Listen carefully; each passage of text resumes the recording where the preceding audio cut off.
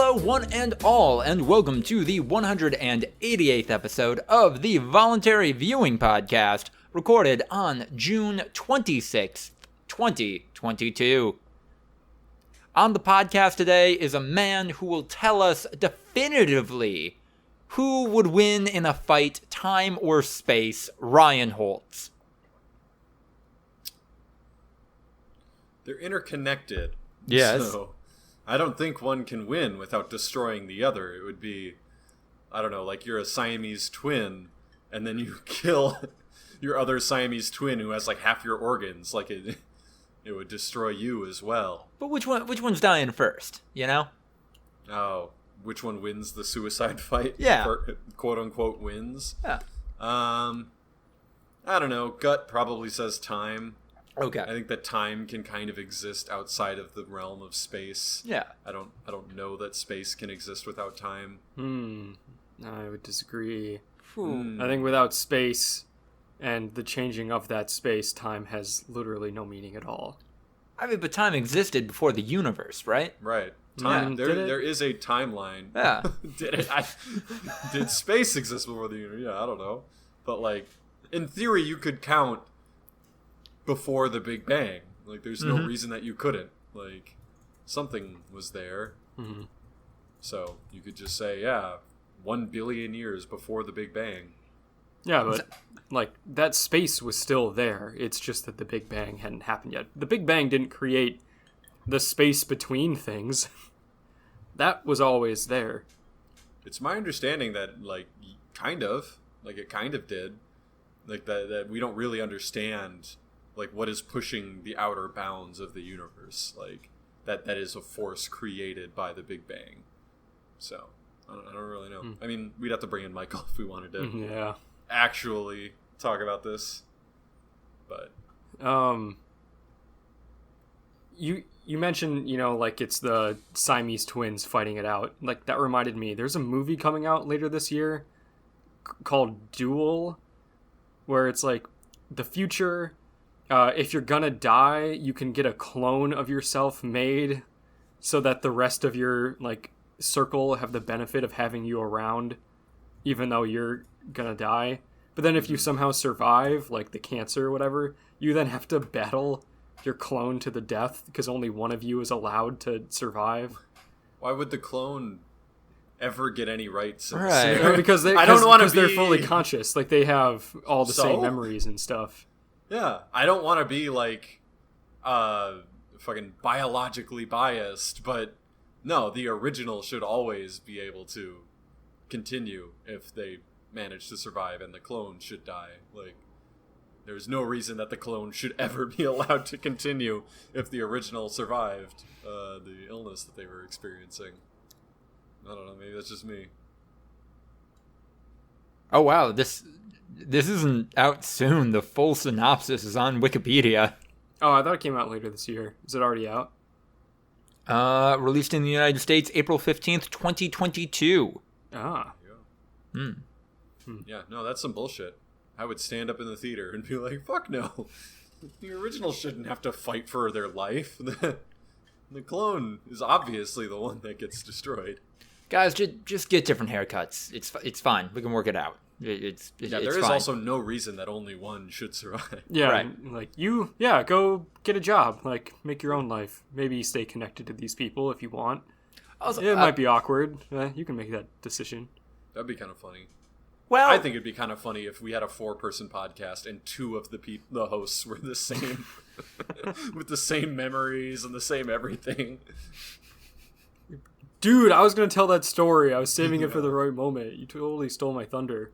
Well, I'm sure we've talked about this before, but like, if you ever listen to old episodes of this podcast, you have those moments where you're like, someone says something and that prompts you to be like, oh, that makes me think of this one thing, because you don't remember recording it, and then you, in the recording, say that one thing that you were thinking of, listening to it back, and you're like, oh no, we're all just chemical reactions. Free will is completely, like, in reality, there might be a lot of scenarios where the clone and the person end up having the exact same thing to say at the exact same time when other people are talking, because they have the very similar experiences, almost down to a T. So, That'd be a fun movie. Let's make that movie. Podcast clone. It's Duel, but it's just people on a podcast instead of a battle to the death. Yeah. Also on the podcast is the director, showrunner, cinematographer for that movie miniseries TV show, Andrew Clark. I lost the transition. I'm sorry. Oh, about a Yeah. Duel? Yes, or I the think it was a movie. better version of Duel we're pitching right now. I thought you were going a different route because we dug up some old stuff Oh, yesterday. I thought you were going with the oh my God! writer, director, executive producer of Lake Shore, Yeah. Oh. Andrew Clark. Oh, no. We found the materials. We found them. Is it the reason that I found my future wife? Sure, and I'll always be grateful for that. But if Lake Shore was a person, I would kill it. We were saying that because Ian was like, "Didn't we film stuff?" And I was just like, "It never got like a final cut." I am 90% sure I saw a raw cut of that, a rough cut at least. Jade lost some of the files, and the ones that remained didn't look very good. Like, I don't think any of them looked good. We were 19. Nothing we make looks good. Yeah, but we made something. Yeah. The old Badger Television Google Drive is fully operational, and you can dig up random old scripts and stuff. This fully operational Google Drive. It's all ready to go. It's all there. You can dig through it. Skyrim shot. It's an empty folder. I don't know where. I don't know. Is it really empty? Yeah. No, so those audio files are gone? Yeah, I don't know. I think I have them on a flash drive somewhere. I mean, by far the highest quality audio recording that we have done. Yeah. We went all out for that one. Sound booth. Yeah. No, we didn't go all out. We didn't do the second part. Well, we also didn't buy a nice microphone or like a mixer or any. That would have been all. my Yeti Blue is okay. No, it's not. It gets the job done. Nope. Any USB microphone is absolute trash. Like literal garbage to your mind. I'm not joking. Ooh la la! I didn't realize the mayor of Los Angeles was on this podcast. You need 100% an audio mixer and like actual like recording material. It doesn't have to be a nice microphone, but if it's transmitting via USB, there's so much potential for interference and missed keyframes and stuff. Sir, I swear I'm on the list. You don't have to keeping this gate. Lucas said it was all right, and I'm like, Lucas, no, man. It's one of those situations where like the less you know, the more you think you know. Ryan, I had The been audio exporting world this is podcast as an MP3 I for know, the and when I majority of found this out about podcast's that- run. You had no idea. I didn't listen. Well, I wasn't listening to the podcast. When me and Andrew both found out about that, we were like, wait, why are you doing that? Well. It's so bad. But, oh well. and the last but not least is the person who exports this podcast. I'm Lucas the Writer. I got a belly full of raw fish and rice that came to me on a conveyor belt because it's my birthday weekend and I'm making the most of it. And not like on a plate. Lucas put his mouth at the end of a conveyor belt and like just pieces of Just sushi would just fed roll straight into No, his just- mouth. Yeah. Straight up Homer Simpson style. It was glorious. Was it one of those places where, like, you don't order at all, you just grab the plate whenever you want something? Correct. You're just like, that looks Yeah. tasty, and you just grab it and Those eat it. places are so fun. And then you drop the plate into like a slot and then there's just a Remembers counter your going. price. Yeah. Oh, and I did it like we did just have like a busboy come around and take our plates because it was like a buffet kind of thing. You just Oh. paid $20, and then it was like Oh, it's all you can eat? and oh boy, I ate a lot. Yeah. That feels like ripe for abuse. You Yeah, just no, find dude, the most I was expensive... sick for hours. I felt awful.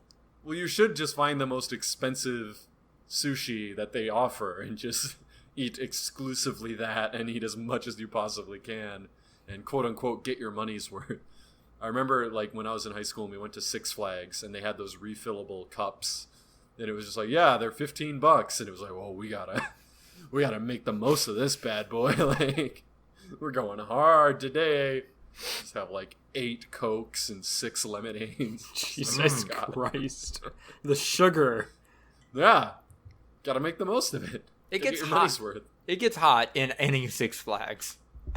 It's a heat sink. That entire park is a heat sink.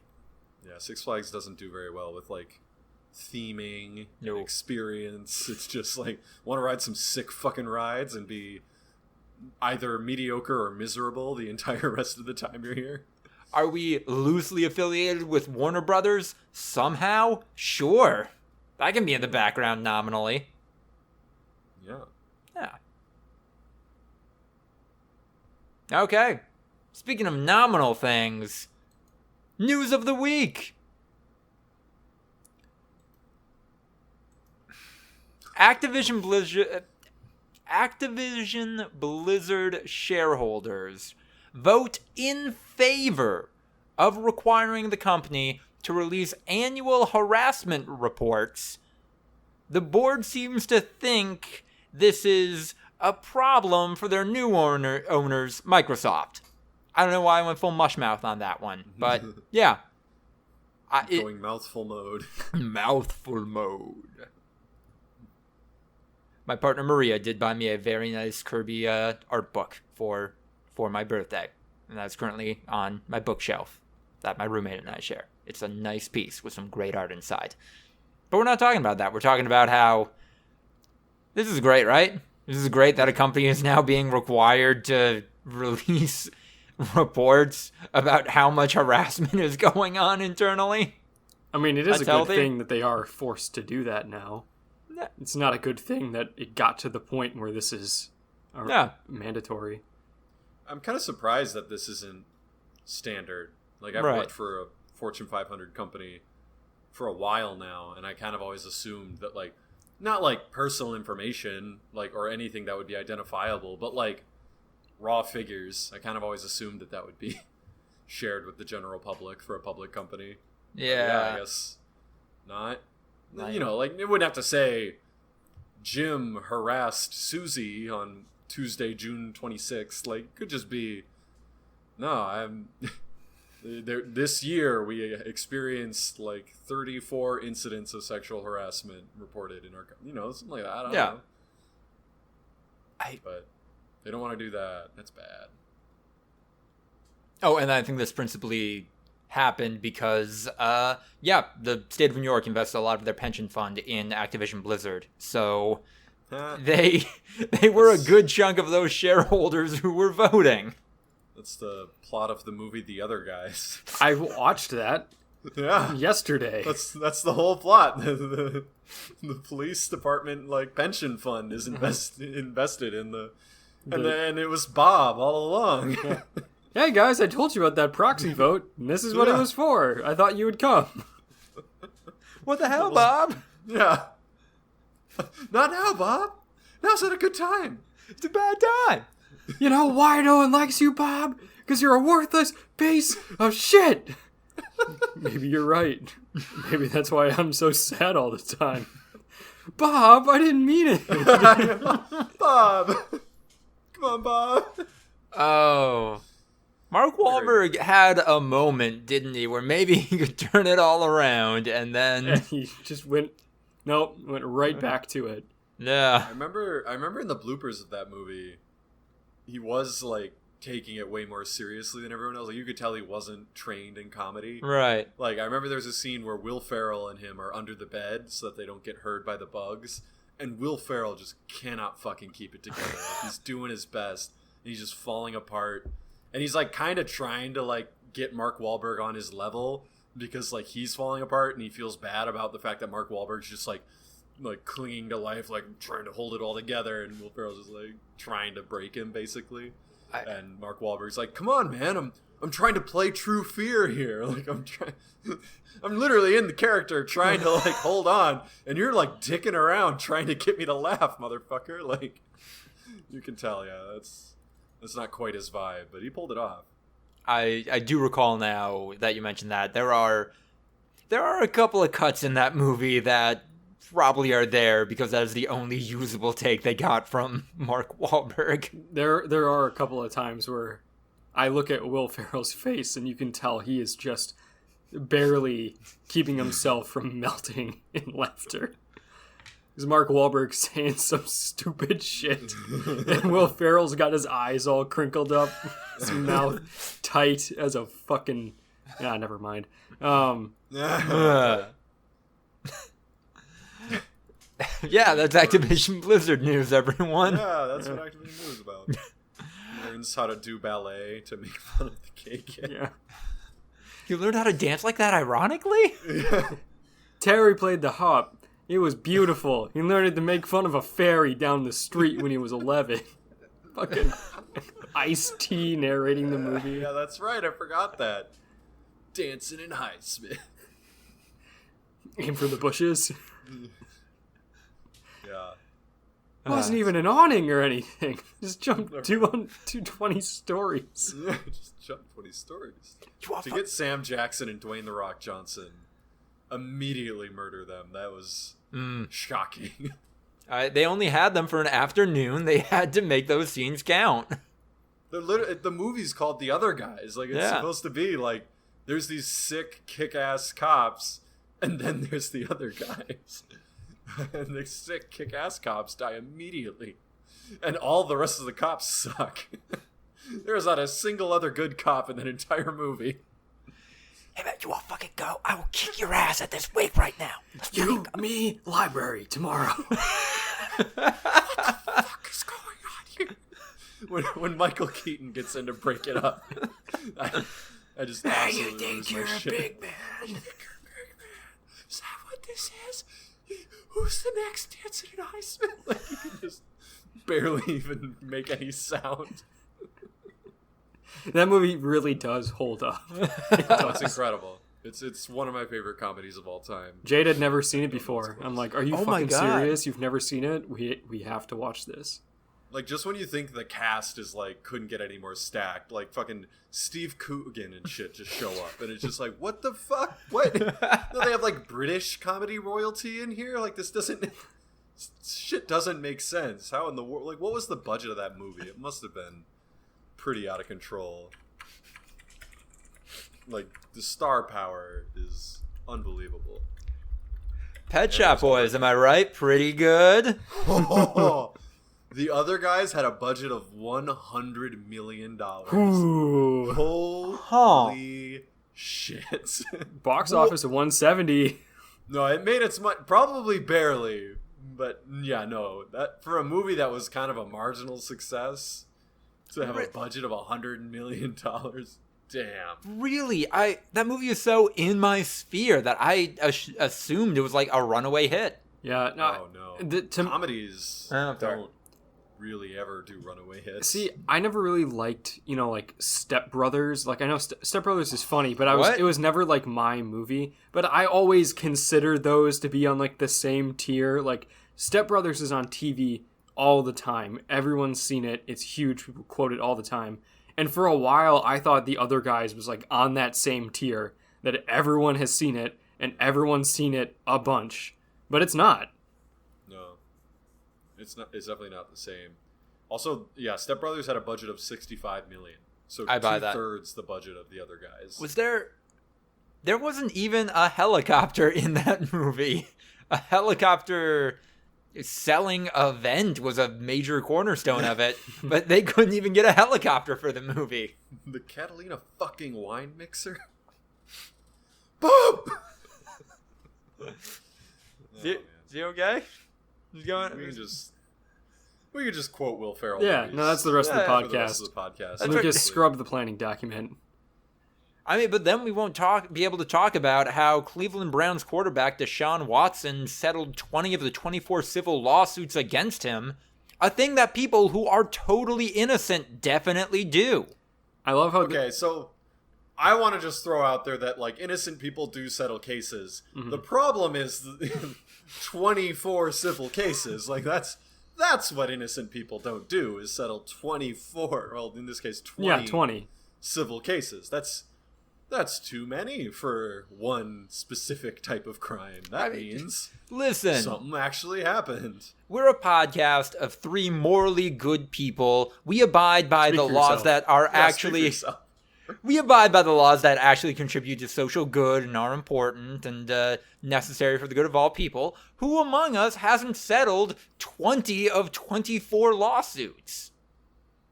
I mean, a lot of business owners settle a lot of lawsuits, but the crimes are always like all over the place. Mm-hmm. Like they're like, oh, it's a zoning violation, and then another year it's like failure to report this tax or shit like that. It's not all the same fucking crime that is committed in a very specific way so that every single person's stories line up into a sort of modus operandi of a Predator. prolific predator, like arguably one of the most prolific sexual predators in human history. Like hundreds and hundreds of people affected by the same exact methods. And entirely if not supported, at least aided by the Houston Texans, where they gave him a hotel room in a luxury hotel under someone else's name for this use specifically, for him to get private massages in.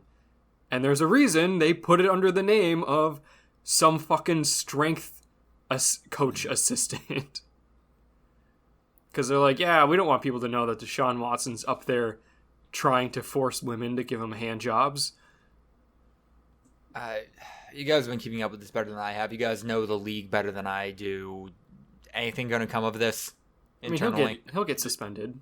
The NFL came out today, or no, it was yesterday, and said like, it kind of like leaked through official league sources where you kind of know that it's actually they want us to know this. Yeah, they said like basically indefinite suspension. Yeah, and that the NFL would be pissed off with anything less than a year. Mm-hmm. That would be negotiated via arbitration. Yeah, basically. I'm getting the impression that it's going to be the NFL will say, we think he should get an indefinite suspension, knowing that the Players Association, whose job it is to protect the players, will say, that's too, like, you can't do that. You have to set a time frame, and then they'll say, okay, a year. Or, indefinite suspension for however many weeks. Deshaun Watson appeals it. Yeah, the NFLPA goes after it, and eventually they meet via arbitration and mediation at somewhere between a year, 2 years, who knows? But the problem that the NFL's running into is if they suspend him at all, that means they believe that he did something bad. Yeah, like you can't really. This is not the type of crime where it's like it's not the type. It's not the amount of crime where you can just say like, we will punish you and then let you keep doing this eventually. Right. How many, like, if you believe that he sexually assaulted one woman, then, like, I don't know how you don't believe any of the other accuses, too. And then, it starts to stack up. Like, it's not the same as, someone driving drunk and crashing their car, where it's like, you did a bad thing and you deserve to be punished for it. And, like, this punishment fits. It's like, no, the fitting punishment for this crime is never playing football again for the rest of his life. So, unless you can do that, you almost have to not punish him at all. Like, because you have to say, no, I believe him. He didn't do anything wrong ever. Because if he did anything wrong, he did everything wrong. Like, So I definitely feel like, their hands are going to be tied at a certain point, but it does feel like they're willing to just say as long as physically possible. Yeah. This is what the commissioner's exempt list was for. This type of shit where Roger Goodell can just say, I don't give a fuck about what the NFLPA says. Like, usually we hate it because it's like random bullshit punishments that don't make any sense and don't like line up with anything else. It's just like spin the wheel and see how many games. This would be the case where it's like, he's just on the exempt list. Yeah, it's like, this is beyond football. Like, you can't let a person like this be in the public eye. You can't let people in Cleveland buy this guy's fucking jersey and walk around with a Watson jersey. So here's a question, because like a 15-year suspension is a ban. Yeah. How many years before it's unfeasible for Deshaun Watson to actually make a comeback? Like, he will be too rusty. and 2 out of practice to return 5 in any meaningful way. Yeah, I was thinking like 4 years maybe, because he's already been out for 2. So to then like tack on an extra 4 years, is that like 6 years away from the game? Like Michael Vick was what? I think Michael Vick was 4. Was it 4? I thought it was only 2. How long was Michael Vick in prison? No, it was longer than that, right? I'll just look up Michael Vick's stats. Yeah, I'll just look at stats and look for the gaps. I want to say it was 4 years. Oh my God, was it really only 2 years? Jesus. Yeah, he missed 2007, 2008. That was it. But he didn't play much his first year back. It was his second year back that he played 12 games, but only started 1. Like, how does that? Was he like the human victory cigar? Like he was Matt Flynn taking the knee at the end of the game? Oh yeah, he only had 13 attempts, so that must be what it was. He was a gadget player. Oh yeah, Michael Vick. It's Michael fucking Vick. Like he was Trey Lance last season, where they put him in for some weird bullshit plays. They brought on Michael Vick, like all pro, one of the best quarterbacks in the league, to run bullshit, like to run flea flickers and I can't find any rushing stats for that season. I want to see them. I know, because that's fucking wild that the Eagles were like, that's some mad disrespect. I know it was like Kevin Cobb or some bullshit starting over him, but like, holy shit, man. They were like, bro, you were one of the greatest quarterbacks of your generation. So he had 24 rushing attempts. That's more than his passing attempts. Yeah. By almost double. And it said he played in 12 games. So that's, twice a game they brought Michael Vick out to run the ball. To run a read option or some bullshit. Like, one of the best quarterbacks of his entire generation. Arguably the most electric quarterback of all time. That's worse than him going to prison, honestly. Like, good on the Eagles. So, like, I personally feel like the Michael Vick was pretty appropriate, honestly. Like, 2 years away from football, like, his crimes were heinous. Yeah. They were really bad. Mm-hmm. But, like, they just aren't, like, they're against animals. Like, it's really, really bad. It's not 100%. A serial sexual predator. Yeah, like, exactly. This is not the type of crime where you should be.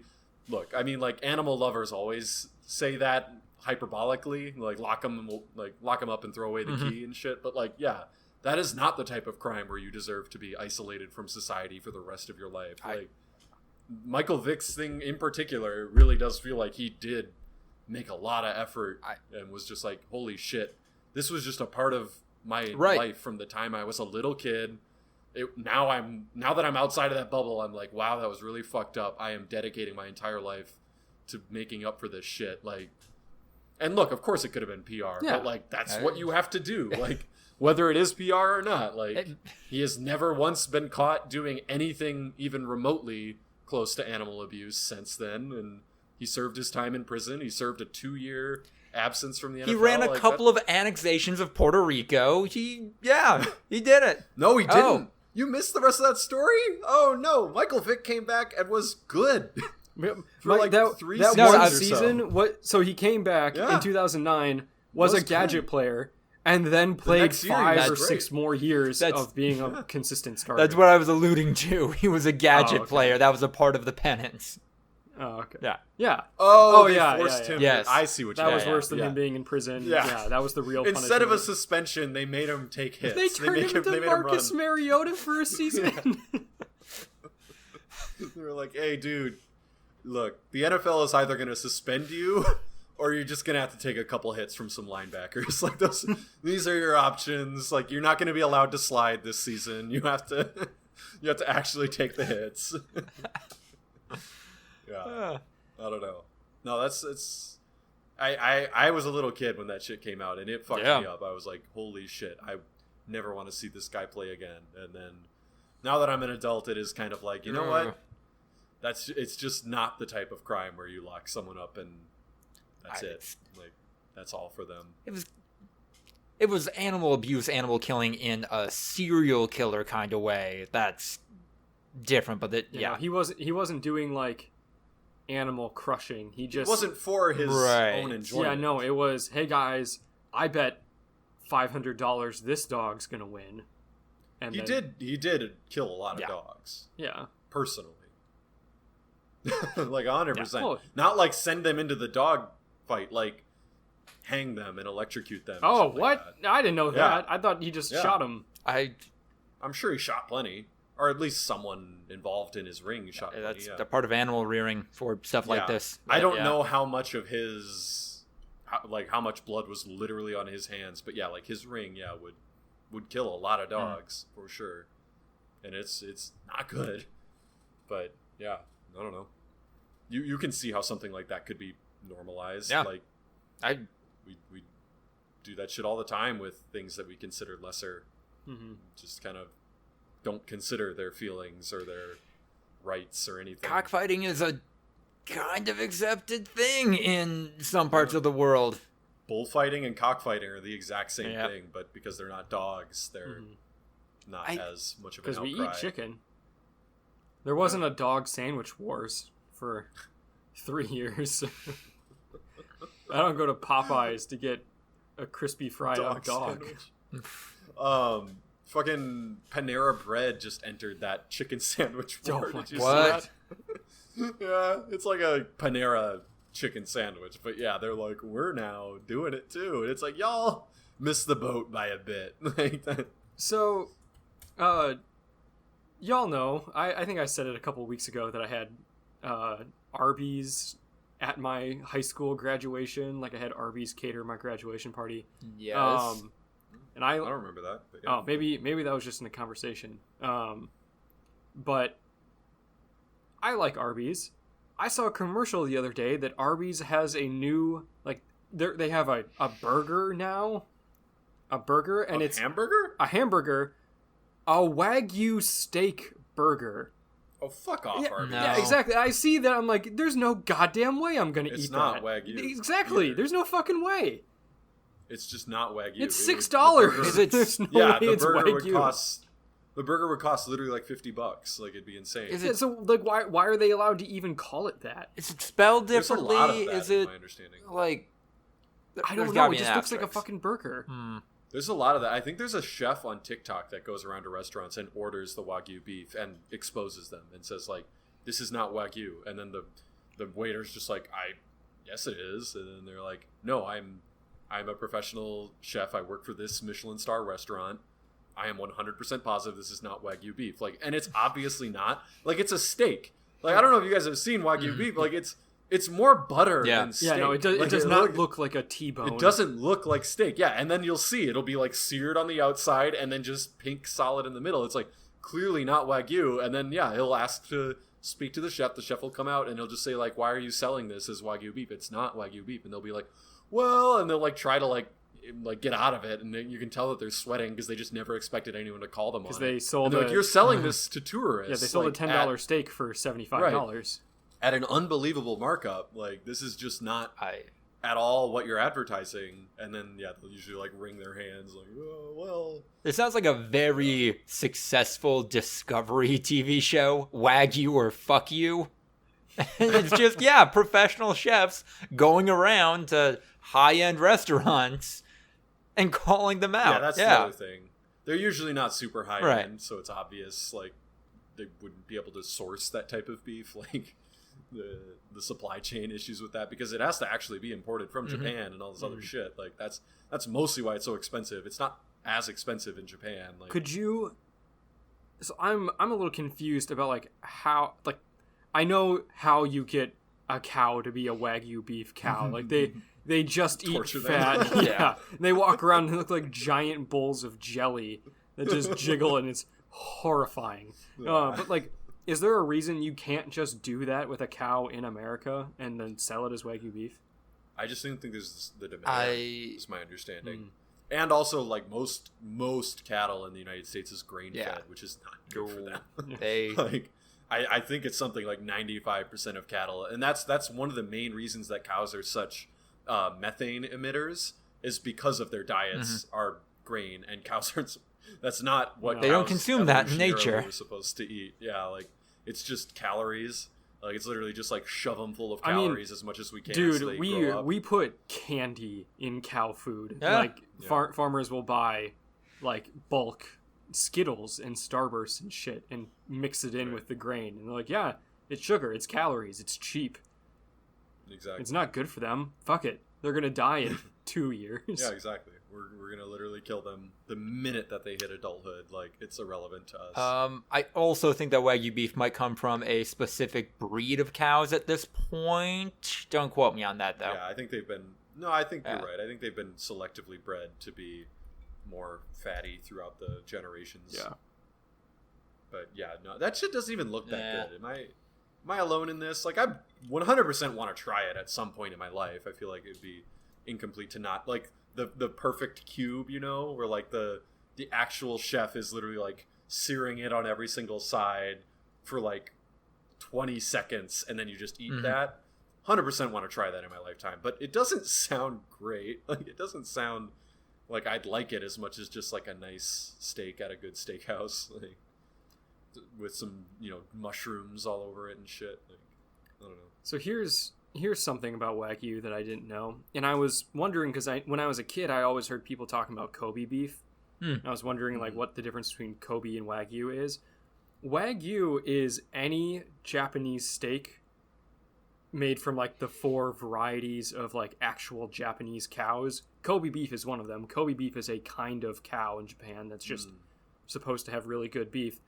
But in recent years, they've run out of, or like they've stopped doing as much grazing and forced the cattle to eat more fat with feed, and that has made Kobe beef and other Japanese steaks much more fatty than they originally were. Like, they were always like fairly fatty, and now it's like gotten out of control, which is why Wagyu beef is now so fucking fatty.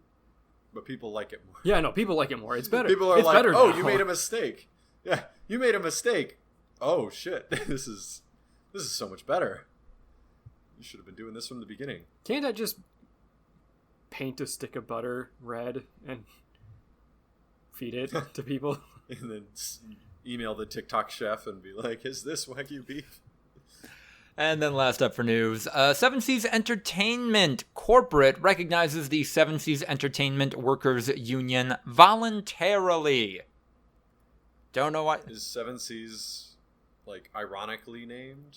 What's I've never heard of this company. They're a manga, light novel, light hentai publisher. Light. What's light hentai? I want to hear this. This sounds great. So light in both that it is softcore and that they have an imprint specifically dedicated for that.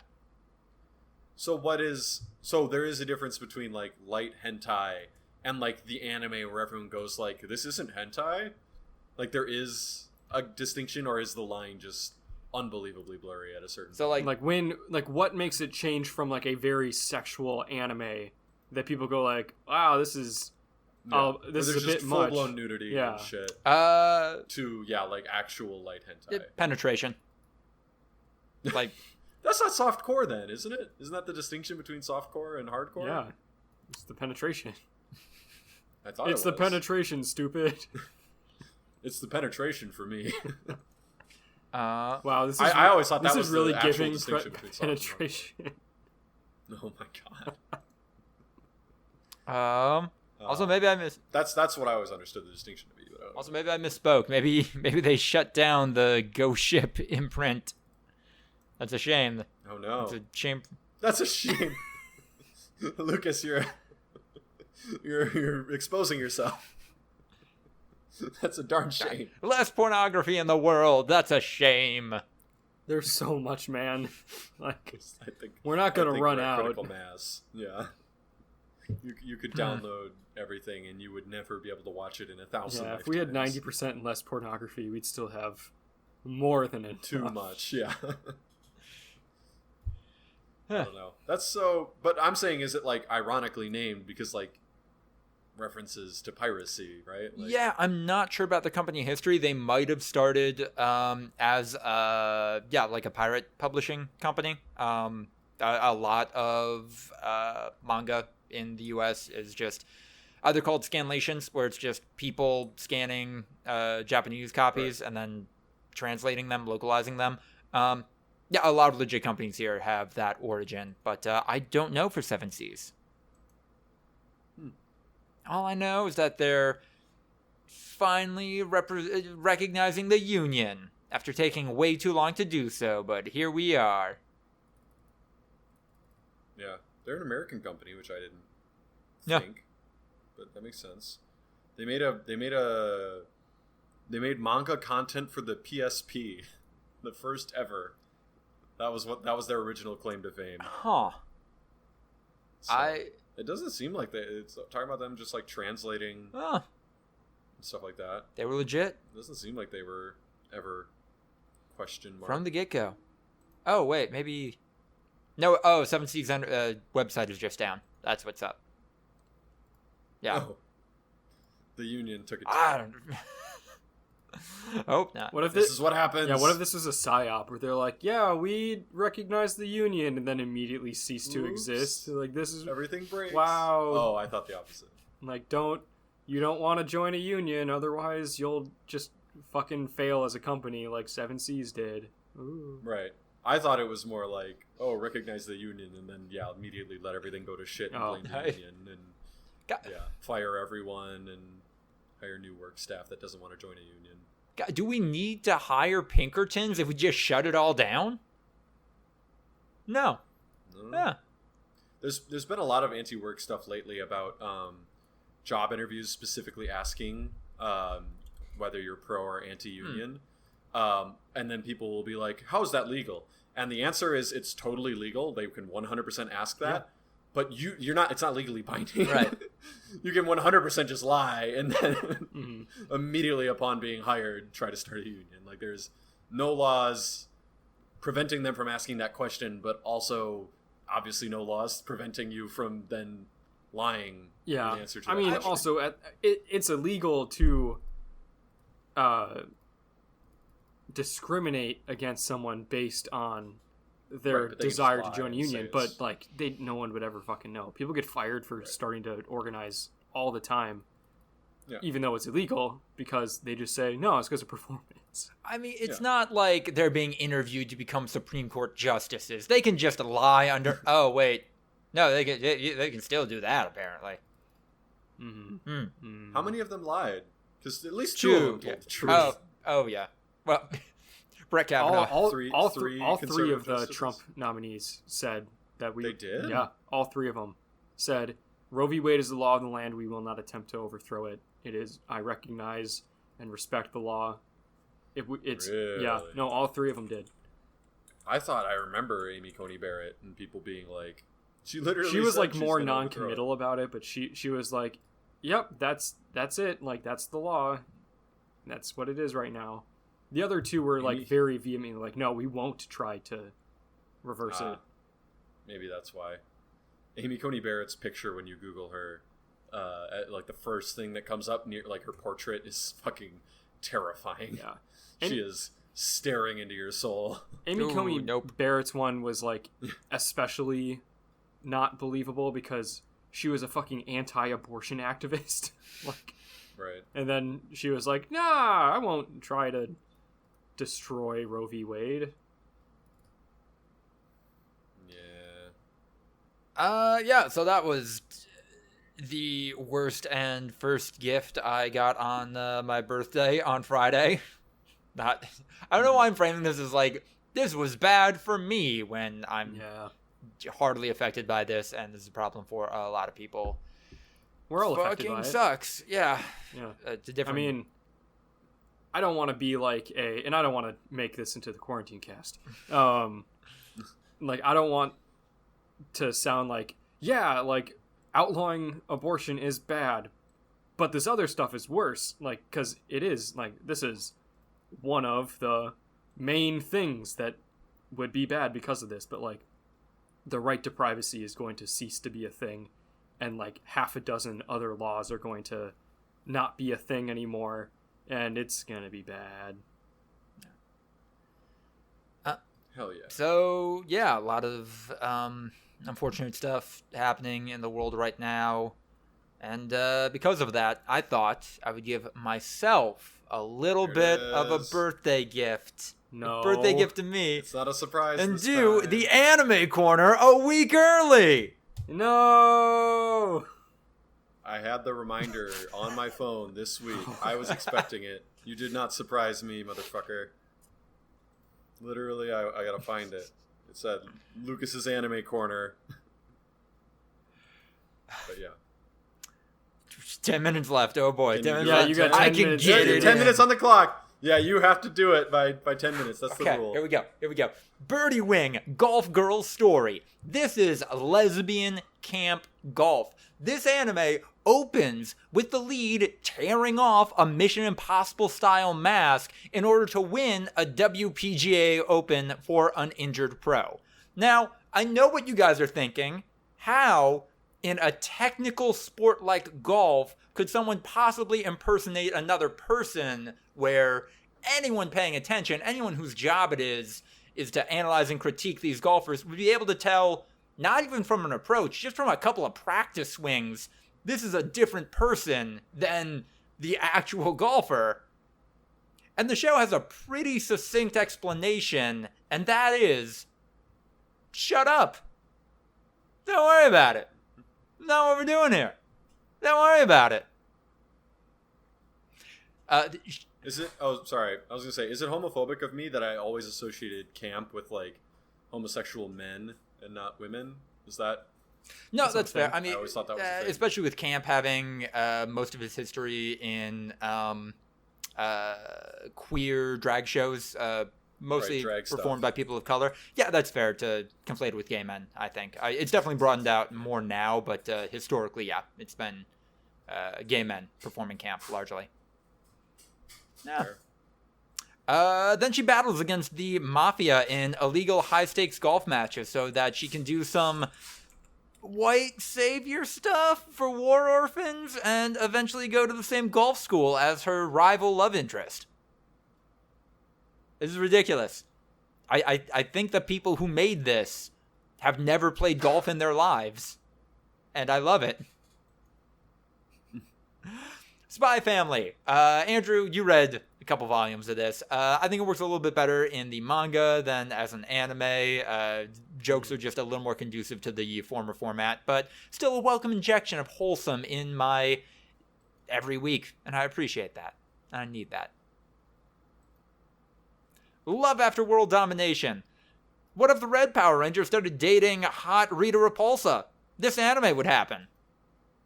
There aren't any larger conversations, or larger themes about life being fulfilled, any of that happening here. But it's fun. It's weird and fun. And I like it. Moving on to manga. This is about to maybe just turn into a harem series, but right now it is a fun and thoughtful look at a 20-something who probably has high-functioning autism trying to navigate platonic and romantic relationships. Also, he's an assassin.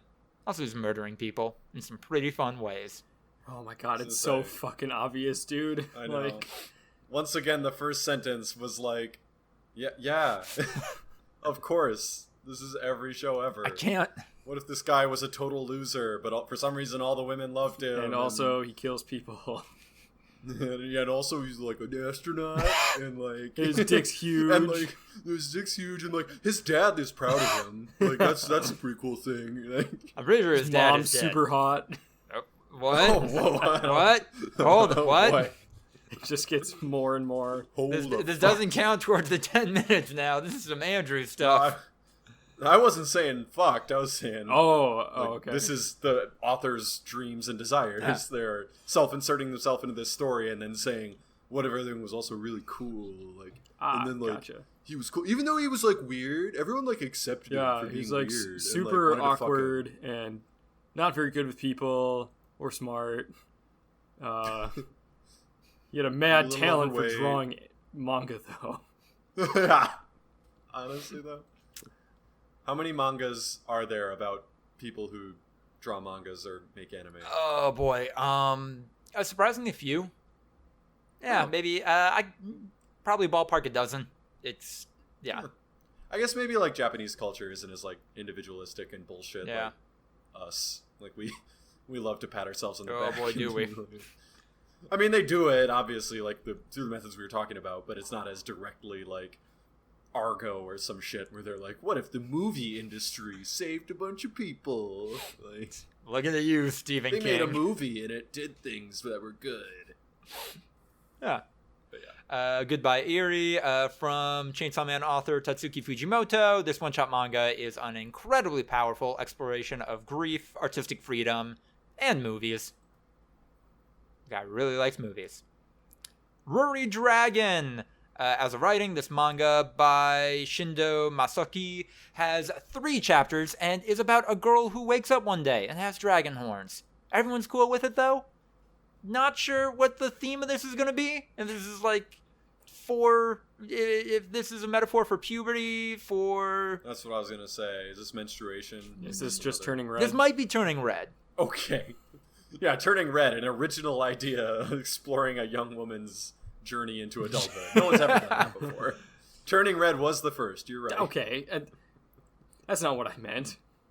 That was just the most recent one that I've seen. That's fair. I don't know. But it's a little like, oh, wow, you're just copying Turning Red, which copied everything that's come before it for the last 2 decades. Like, I was not making a claim about Turning Red's originality. Sorry, Lucas, this does count against the 10 minutes, though. So yeah, I know this does count. We're gonna continue. Also, Carrie. Yeah. But no, it's fine. It's good. Very sweet, very wholesome. Hope it continues. One Piece. This manga is going on a month-long hiatus after wrapping up one of its most built-up plot lines, but ended with the reveal that Buggy the Clown, and also Luffy, is now an Emperor of the Sea, one of the 4 most powerful people in this universe. It's good. Damn. Who's Buggy the What Clown? are the other 3? Buggy the Clown is the first villain of the series whose whole deal is he is a clown pirate. He sucks. Who are the other 3 most powerful? Buggy, Luffy, red-haired Shanks, and Blackbeard. Yeah. So they're all pirates? They're all pirates.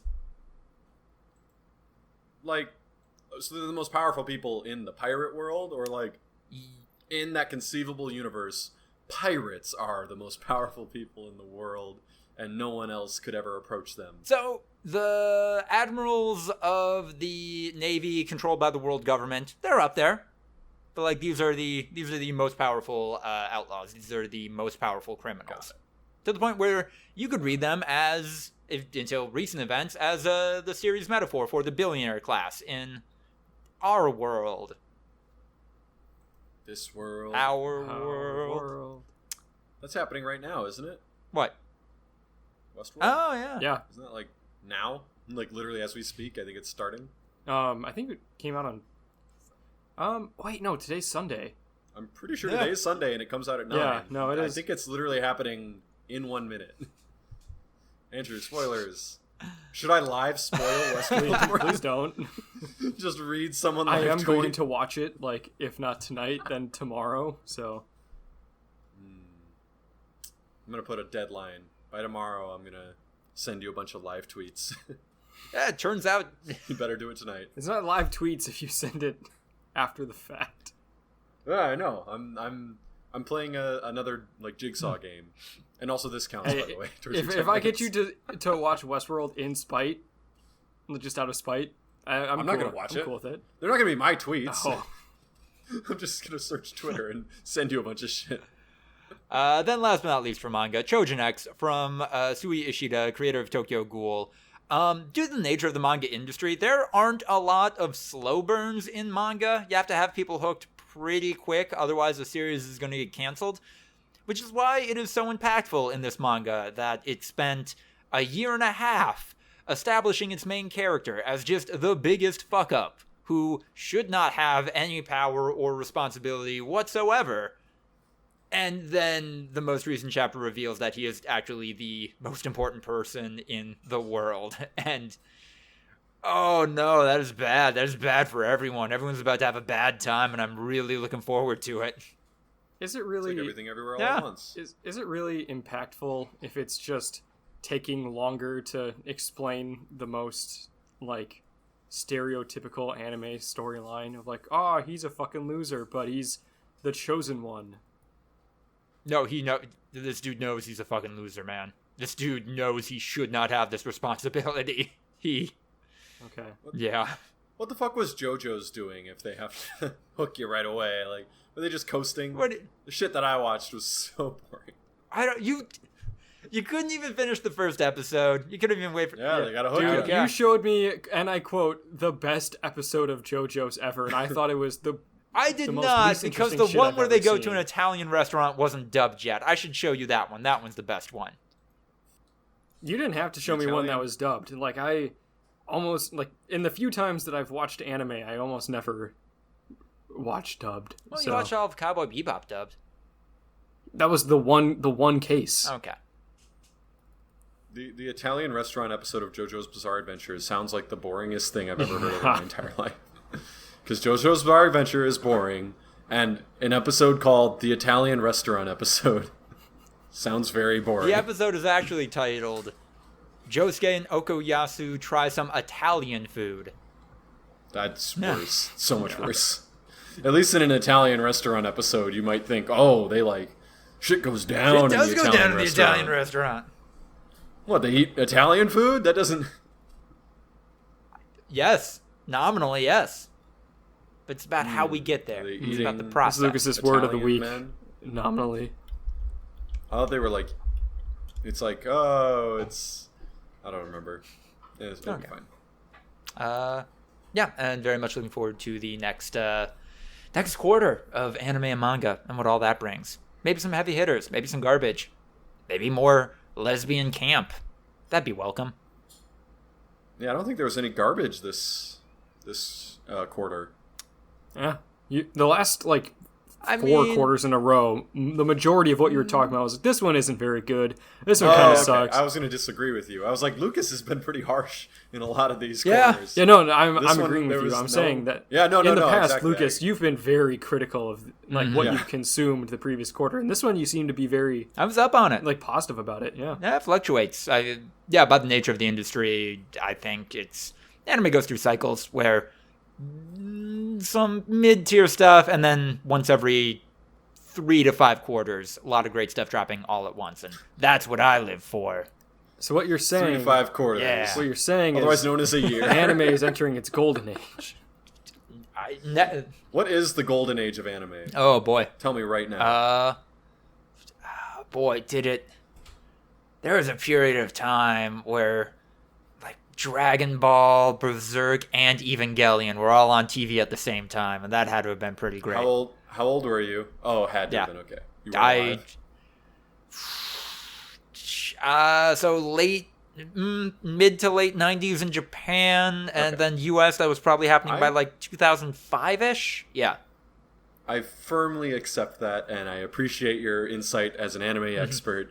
If you would have said the time frame from when you were 12 to 15, I would have rejected that. Yeah, man, Sounded about 2013 was the best year of Was anime. peak anime. Well, 2013 would be a little too late. All I would say, like, when you're like 14 or something, if that's peak anime, I'd be like, nah, that's just when you liked anime. I don't know if I can think of. No, I can think of the majority of anime I think I watch between the ages of 13 and 16 are bad. I consciously think they are bad. I think You didn't watch JoJo's? No, I didn't get to JoJo's until probably early 20s. also I think Fair. the time that Lucas liked anime the most was like 20 minutes ago. Yeah. I don't think When you started Anime Corner. every day when you see me, it's the day that I like anime the most. Each day, I appreciate anime a little more. I butchered the joke. It's a parody of Yes. Office Space. The opposite. No, of yeah, that. yeah. Every day I grow to appreciate anime more, which means every day you see me is the day that I like anime the most. Andrew, settle an argument. Over chili on Friday, we could not. This didn't land. People I was dining with did not know what this was. You know what a maid cafe is, right? a maid cat. I mean, using context clues, I Yeah. think I can put 2 and 2 together. Okay. I've never heard of that before. Is it a cafe where people dressed as like sexy French maids give you drinks? On the money, yes. Oh my god. I hate that this world is so fucking obvious. Lucas acted like it was like I thought like it was too nonchalant. Yeah. Nah, it was too not. Of course, we could understand via context clues what that thing was about. Yeah, and I can tell you the kind of people that would go there too. Yeah, I've never heard of it before. You didn't even pause to like a maid cafe. It is exactly what it sounds like, or something like that. No, you were just like blew right through. Yeah, I was thinking about going to a maid cafe, and we were all just like, a maid? Hold on, you need to stop. You need to talk about this, and then you're like, and my company will pay for it, and I was like, whoa, yeah. Damn. I'm going to Anime Expo on the company dime next weekend because there are a lot of industry panels that are going to be very useful to somebody in my profession, to a company in my space, and I'm looking forward to that. But they should pay for that part. I'm talking about the specific. So I feel like they could reject some forms of entertainment. You can't go to a strip club on your company dime, so like. All I'm saying is there's limitations. The company and I was wouldn't be reimbursing me for the tips I'm giving the maid cafe workers in this case. They're just getting me a ticket in the door. Yeah, that's part of it. I don't know.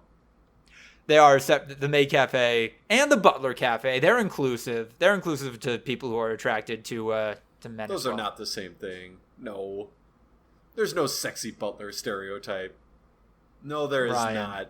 Not of course it exists. Yeah, no, like obviously not even close. There's definitely people with that kink. Like, of course there are. But it is not like the sexy maid thing, which is like arguably like the third most popular. It's so prolific. Like, role-play fantasy. Yeah. Like it might as well be like, yeah, there's the Catholic schoolgirl cafe, and then for you gay guys the out accountant there, cafe. there's the guidance counselor cafe.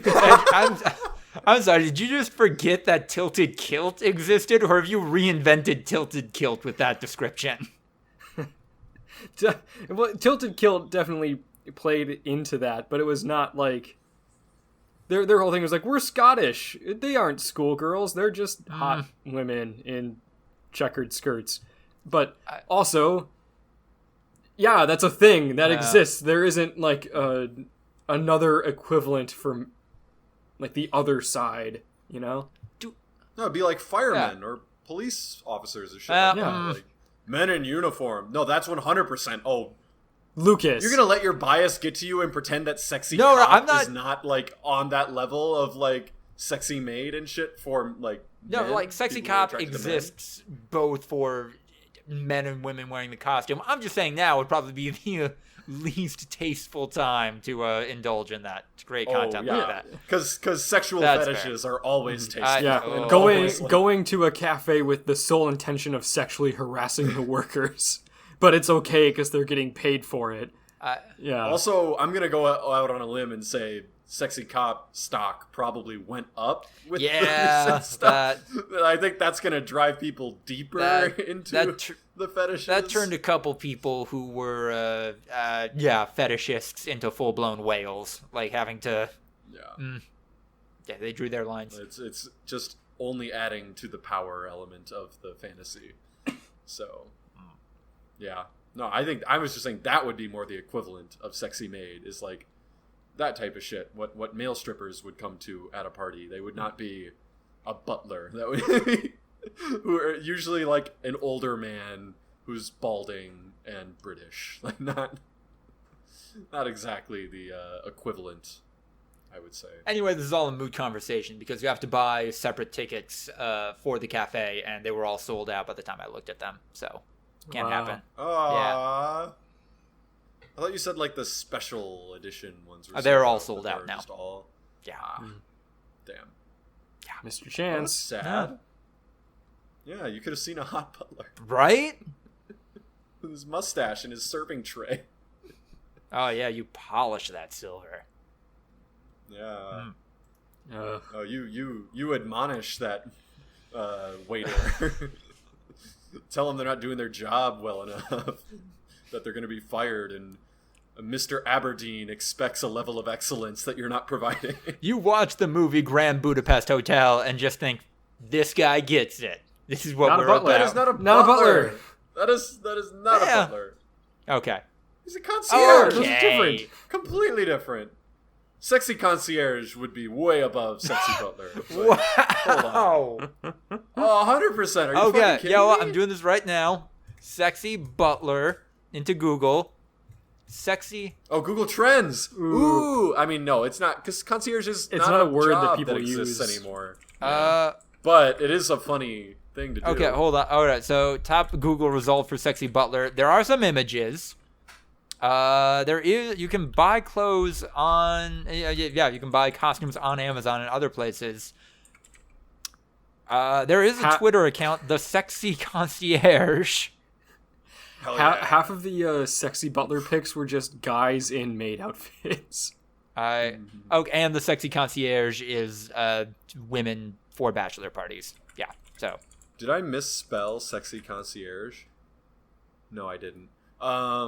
The Google trend line, sexy butler is like blah, blah, blah, blah, blah, blah, which implicates that it's not a very like high searched thing. Like the more searched it is, the more like fluid the line is. Like when it's jagged like that, that means that it's a small sample size. Sexy concierge is just on the bottom. It's just 0. It's never been Googled as far as I know. But it's just, I would say it's because I'm saying like in terms of an actual cool thing that people would want to see. I don't know. Maybe my image of a butler is very different from everyone else's. You don't think of like Jeeves, apparently, who's just a guy who's just like, yes. Oh, right away, sir. Like, yeah, the now defunct. Was Ask Jeeves a search engine? Search engine, yeah. Yeah. I think it became Ask.com, right? Which I don't think is defunct. I think that still exists. Yeah, Ask.com is still around. So, the branding is defunct, but it exists now. Yeah, look at Jeeves. That is a stereotypical butler. You don't want to see sexy Jeeves. That's just a balding, late 50s, early 60s man wearing a suit. That's not... I don't know. Fair. Moving into breakouts, Andrew... Obi-Wan. Obi winning, Obi losing. What's Obi going on? Wow. You trying to Morbius Obi-Wan? It's Wan in time. He's Obin out. Ryan, I was going to go with that one, yes. Yeah, after Obi-Wan and Anakin had their lightsaber duel, Obi-Wan was Wan and Obi. I'm about to Yeah. Okay, nope, that one's it. That's the title. That's the title. So the finale was pretty good.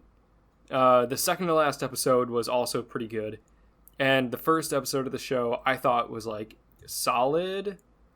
Like it was like enough to like get me interested. And then the 3 episodes in the middle were so bad. I almost stopped watching, and then, because I hate myself, I kept watching, and I was happy that I did, because I like the way that the show went. So, I mean, like, it was fun. If you, I don't know, really liked... If you like that sort of thing. I was going to say, if you really liked the prequel trilogies and were, like, connected to those characters, it's interesting. It's getting a little out of hand, because there's just so much shit from, like, the Star Wars cartoons that are entering the live action shows that I don't understand and don't give a shit about. So it's harder for me to like stay into it. If you like Star Wars, I think no, I understand that the cartoons are like considered to be the best. Peak exactly. Star I Wars. understand that. I just don't have time, and I don't like Star Wars enough to go back and watch 9 seasons of cartoons so that I can understand the next live action Disney show that also still probably won't be very good. I mean, you could have watched, 18 episodes of Clone Wars in the time it took you to watch a show that you objectively said you didn't like that much. Like, it's not that bad. I don't know.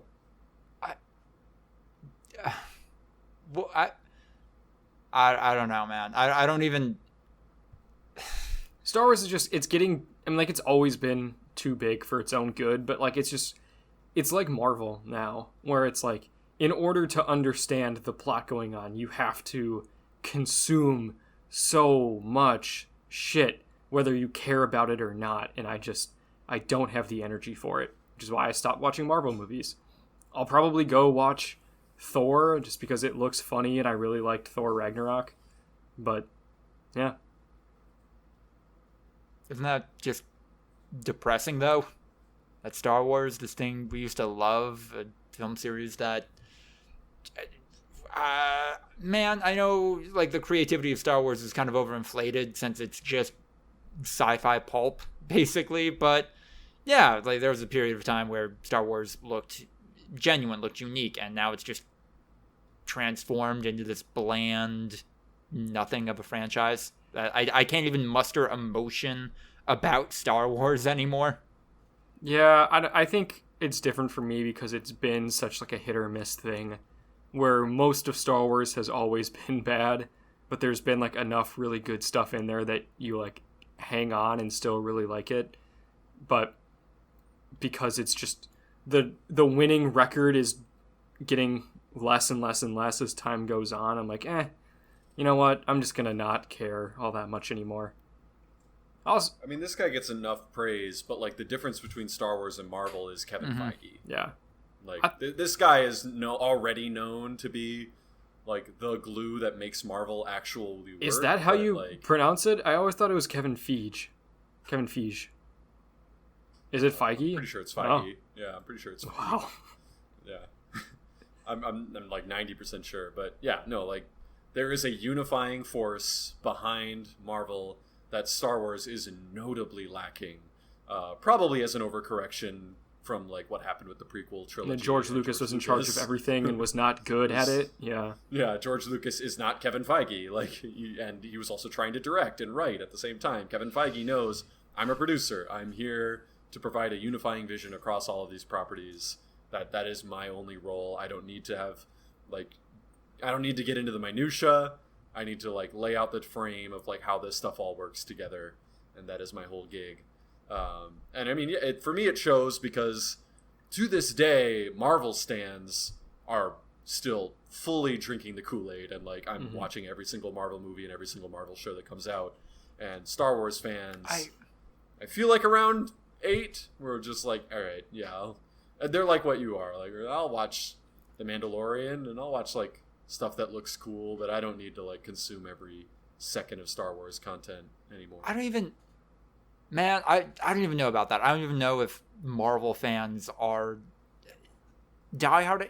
I don't know. To me, I just get the vibe that Marvel IP are self-sustaining at this point. If that got big enough where, well, we always just have to talk about this. We always just have to engage with this media because it's a moneymaker. It's huge. It's its own circular system at this point.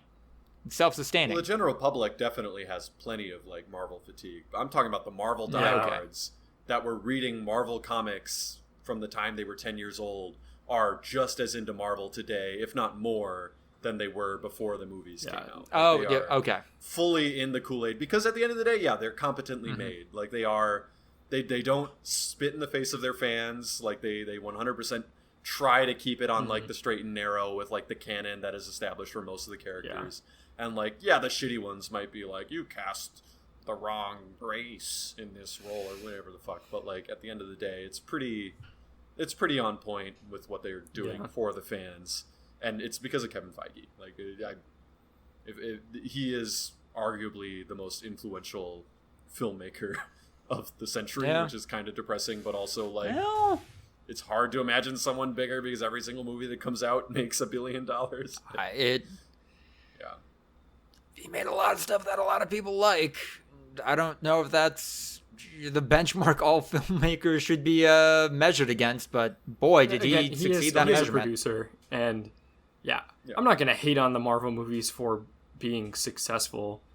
Like, and I'm also not going to like get to the Scorsese level. I'm like, God, these aren't actual movies. You're a bunch of fucking sheep. But like, yeah, like some movies can be for getting people to like them.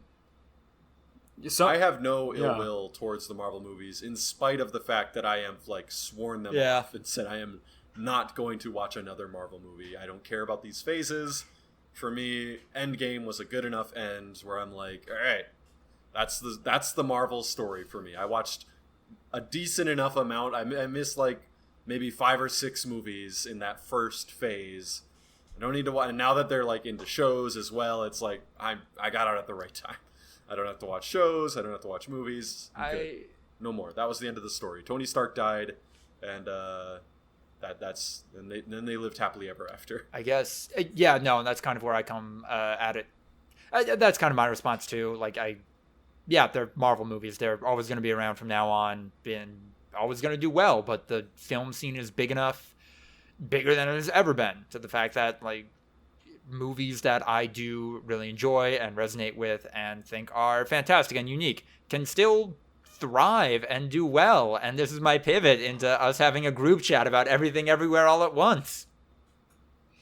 There's in this day and age, you've got Top Gun Maverick, Marvel movies, and A24 films. Those are your choices, motherfucker. You watch a movie, a military propaganda movie, superhero movie, or a good movie. Those are your three options. Three thumbs up from my mom on Top Gun Maverick. They saw that yesterday. They enjoyed it. I've only heard. Yeah, I'm gonna go sure see it's a it. very like, good movie. I will. We're seeing it tomorrow. Jade and I are gonna also maybe see it tomorrow. Yeah, it sounds like a good movie. I'm not hating on it. Once again, like the Marvel movies, not hating on it. But those are your choices. Yeah. Watch these giant, bloated, blockbuster movies that are problematic in plenty of parts, or good movies, which are A24. Those are your options at this point in modern cinema. I think that I'm going to register, in that like AAA 24 thing that I hate so fucking much. Oh my God. For like get the free trial for 1 month right before my birthday, and then get the birthday gift, and then unsubscribe.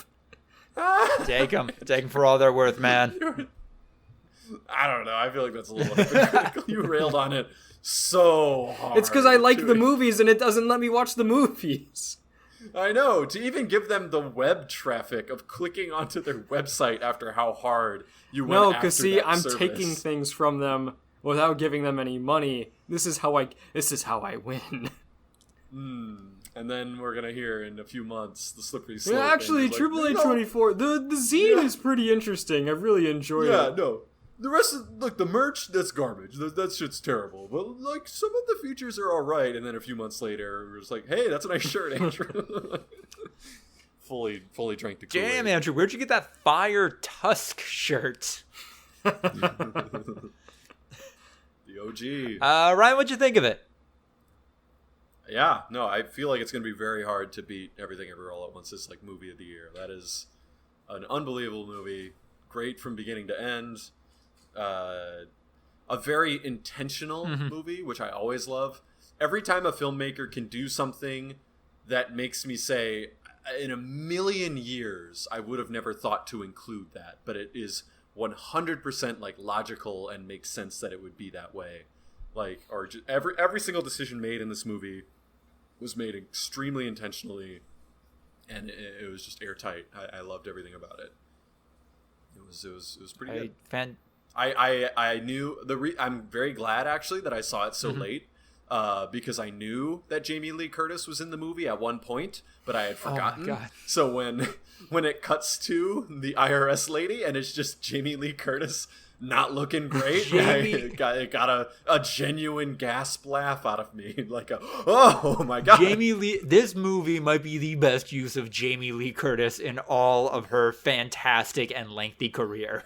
I watched this movie, and the entire time I was like, I can't get over the fact that woman looks so much like Jamie Lee Curtis. And it wasn't until the credits rolled, I'm like, that was fucking Jamie Lee Curtis. It was like distracting every time. I'm like, God, that looks so much like Jamie Lee Curtis. Who is that? It was the Jamie Lee Curtis uncanny valley. Yeah. Your brain just couldn't like. It's almost like Jamie Lee Curtis, which is really off-putting to me. But it's not. It's clearly not. It's clearly CGI Jamie Lee Curtis. I think I'm in the same boat with you, Ryan. This is a film that the further out I get from watching it, the more I appreciate it, the more I find myself thinking about it and appreciating parts of it. I'll stand by my initial criticism, though, of some of the jokes being a little sophomoric or a little, like, yeah, this is funny on the internet, When like did you get this way, Lucas? 6 years ago. I don't think so. It feels like in the last few months you've just been like, it's so sophomoric. Like you're oh my god, dude. When she first was proud of her IRS butt plug awards, and then they did the greatest Chekhov's gun of all time. Like, wow, those things look a lot like a butt plug. That's a funny joke. That trophy looks hilarious. like a butt plug. And then it fucking wraps. Are you kidding me? Like that's one of the details I'm talking about. That is just like they fucking intentionally were like, what's a funny bit that will pay off 100% in a way that you would have never expected in a million years. Like it was so off-putting to see two pantsless dudes fight with blurred out shit like things stuck in their ass, but it was so funny.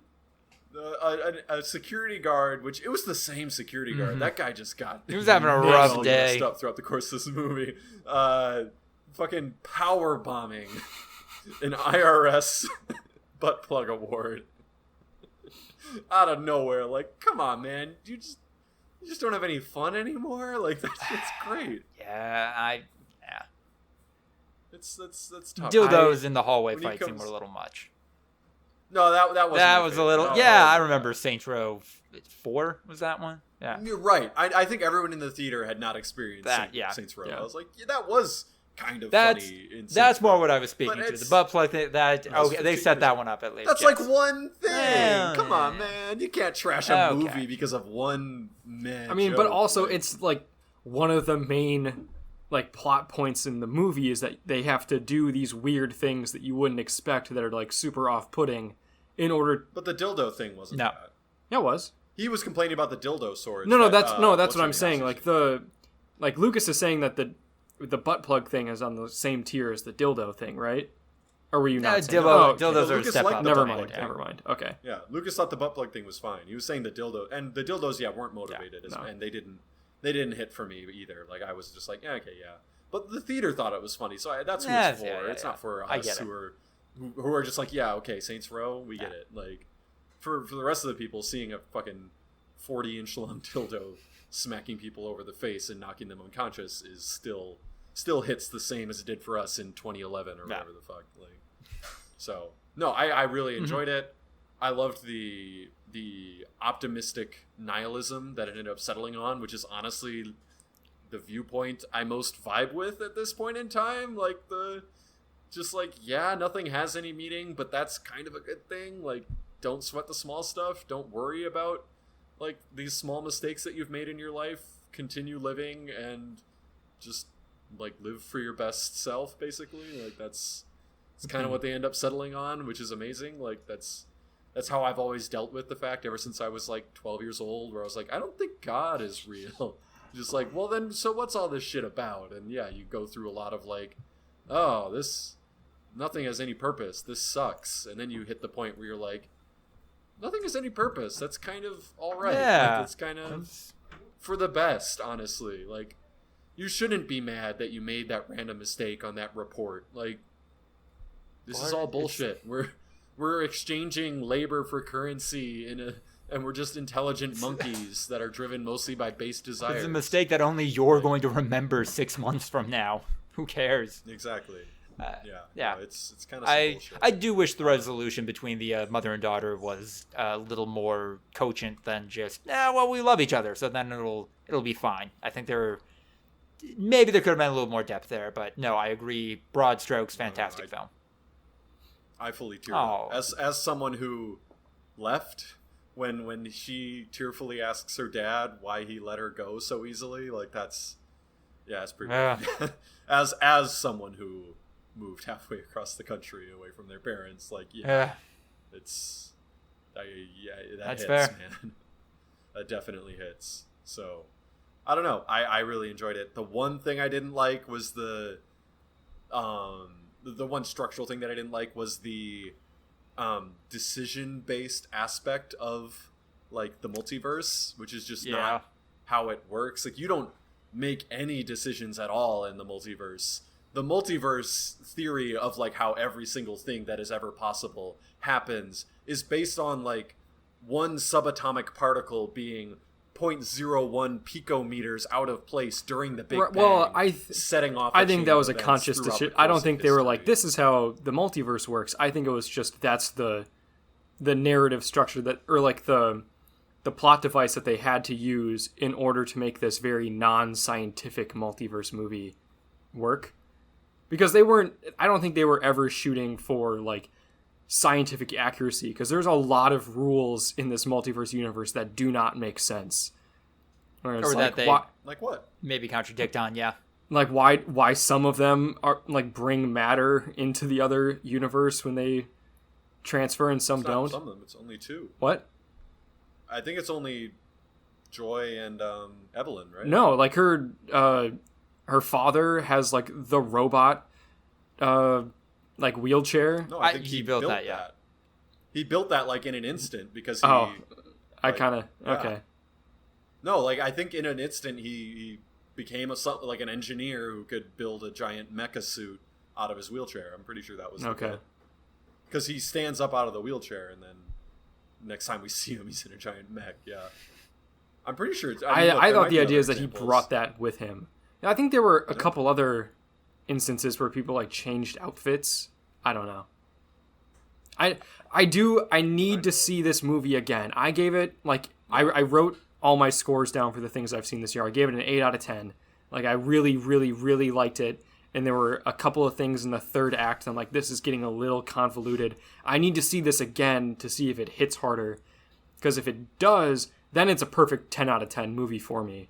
Otherwise, there were a couple of points in the movie where I was just so overwhelmed with everything going on. Where I was like, do those two things not make sense? Or am I just like a little lost? Because I'd love to explain it. I feel like I'm built different. I feel like every single thing, I was like, yeah, I get it. Like you said, I think I understand why for popular consumption they wouldn't go into like, no, the real like fuel of the multiverse is not free will. Like that's I think more like I'm trying to get into more like philosophical. Yeah. Obviously, yeah, scientifically they weren't going to be accurate, but philosophically the movie talks about the multiverse splitting up as kind of like an element of free will, which is not what the multiverse is at all based on, because free will is an illusion and it's total shit. Like none of us have any free will, but it doesn't matter. Once again, optimistic nihilism. Like the fact that we don't have any free will should not influence our decision making at all. Like if you say,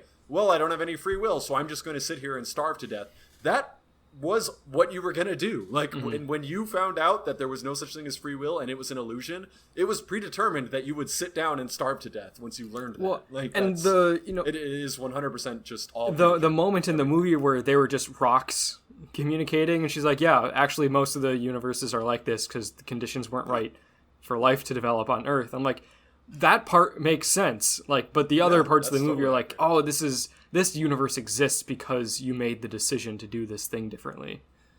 Yeah. Right. But I mean, look, you can also trace it back to you made that decision differently because once again, this random subatomic particle was slightly out of place when the Big Bang happened, but not enough that you wouldn't exist. Just enough your brain that chemistry would be slightly different, that you would make it different. Yeah, whatever. Exactly. It has nothing to do with free will, but like they're not going to go into that, which they, in my opinion, should have, because I feel like it hits harder with the philosophy of everything.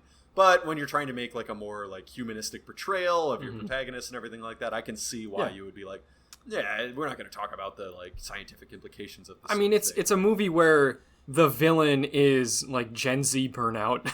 like, but that's what I love. I love the. No, that's what I mean. Like between... they don't need to make it a super scientific movie. That part didn't bother me. But they kind of do at some points, and I like the fact that there is this differentiation between the nihilists of the world and like the fucking Alphaverse losers who are just like, no, we must save the entire universe, blah blah blah blah blah. Like, and it turns out to all be bullshit. Like, she just wants to kill herself. Like, they're talking about the everything bagel. She's gonna destroy.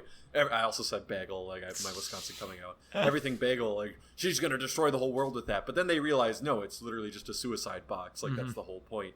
It has nothing to do with us. We can just ignore her. Like, there's no reason to do anything. Like, it's. To have those contrasting ideologies, the Alphaverse reminded me a lot of like religion, honestly, and just like, oh, it's good versus evil. That's what this is all about. And in reality, no, it's fucking nihilism, man. There's no point behind anything. And yeah, how Joy doesn't take anything seriously ever. Like how, yeah, when she's fighting people, she beats them up with giant dildos, and she fucking is dressed the most flamboyantly. Because she doesn't care in this movie. Like that. Because there's no point. There's no point that you should take anything seriously. It's all a giant joke, and we are the punchline. Like it really fucking vibed with me, man. I was really like, this is very on point. I fucking love, and then yeah, but sometimes they get really grounded. I loved the fucking cutaway how about the arc with Evelyn? How when she's first introduced to movie star Evelyn, it is like all she can think about, and it's like, I want to live that life. I regret every single life. Yeah, put me back there. I have to tell my husband how successful I would be without him. Yeah. Exactly, yeah. And to the point in the end of the movie where she's talking to what's his name? I keep wanting to call him Tony, but I know it's not Tony. What's her husband's name? Oh, no, Raymond, yeah. Is it Raymond it's or Waymond. Waymond? Okay, yeah. When she's talking with Waymond in the back alley and basically has that moment of like realization that like, no, for Waymond, that was his best life. Like, he lived a very successful life in this universe away from me. Like, seems like on the surface he'd be much happier, but no, he was always much happier doing laundry and paying taxes with her. Like, the montage of him just being full of joy and like, this is actually my best life. I don't care that the taxes are fucked and we're gonna lose the business, like, because this has all been worth it for me. Like, that's fucking tear-jerking shit. Like, they were so successful, and they also alluded to it that Evelyn wasn't as happy. Like, there's the moment where she's talking to Waymond, and then her mentor who made her successful is like, no distractions. Like, that's the type of shit that you would need to do to get to that point. Like, you would need to sacrifice everything that you find, like, hold near and dear to yourself in this universe. Like, that. So yeah, like, sure, things might look great on the surface level, but to then dive in and just, oh god, the gooey undertones of like, no, man, like, it's fucking love. Yeah. And it's like, this is what it's all and about. like the whole thing with like Waymond being like a total bitch because he's strong enough to be like, I need to be kind because otherwise, what the fuck is the point? Yeah, he's like, that's how being a total bitch, yeah, because he's the one who's strong enough to not care that people might see him. Yeah, as weak, he's like, see him as someone who's underfoot. Like, yeah. The last thing I have to say about the movie is that I'm not sure how great a representation this is of a community I dabble in a little bit, but the fact that somebody high up in the IRS has a BDSM sex dungeon in their office is pretty entertaining. I got some laughs out of that. No. The fact that the first half of the movie is a kung fu action movie set entirely in the IRS. Like, that's fun. Like, for a second there, when we were getting kind of towards the climax of that like part of the movie, I'd forgotten that it said part 1 everything, and like that there were going to be kind of parts throughout this movie. Like, I was like, is this whole movie going to be in the fucking IRS? Like, are they like, no joke, going to have the rising action, the climax, and the denouement inside of the IRS? Because that's both good but also sad, because I do like some of the other locations, like the laundromat was really entertaining. So I feel like I got the best of both worlds, where I got most of the movie in the IRS, but plenty of other locations which were also great. Yeah. Fucking amazing. Hot dog fingers. Never forget. Play piano with our toes. We learned to get really good with our toes. That's what I've done. Raccacoonie. Raccacoonie. Raccacoonie. So fucking good. When she said he's grabbing his hair to control him, and it clicked for me, like it clicked for the other characters, that she's talking about Ratatouille. Yeah. Like, they set it up perfect. I had I was like, Raccacoonie, what the fuck is she talking about? To then, like Waymond and Joy, realize what your mother is talking about, that she's referring to Ratatouille, and she thinks that that Remy was a raccoon, and that the movie was called Raccacoonie. And then that was fucking amazing. For 45 minutes later, fucking Raccacoonie is there. Raccacoonie is real. I love you, Raccacoonie. Because of course Raccacoonie. I don't know what I would do without you. Yeah. For Raccacoonie to be like a gruff, like, street urchin, like, he's not like Remy. He's like, yeah, what the fuck are you doing here? Like, that was fucking amazing. Of course, that would be what Raccacoonie would be like. The movie Raccacoonie would not be a feel-good tale like Ratatouille is. Yeah, no, it was oh my god, what a fucking it feels like that must have been based on something because and look, maybe they're just way more talented than I can ever possibly imagine, but to write that joke that seamlessly and have everyone in the audience realize that she's talking about Ratatouille at the exact same time as her daughter and husband. Just chef's kiss. Way funnier than I thought it was going to be. I actually went in expecting it to be serious. Maybe that's part of why I was so blown away, like that they didn't take themselves deathly seriously, and at a lot of points mocked the people that took it so seriously. I expected everything everywhere all at once, and it was that. It was an everything bagel. Yeah. And I know we're starting to run up against time a little bit, but we got to talk about the new episode of The Boys and how Homelander ain't shit, apparently. Well, Homelander is still shit. Really?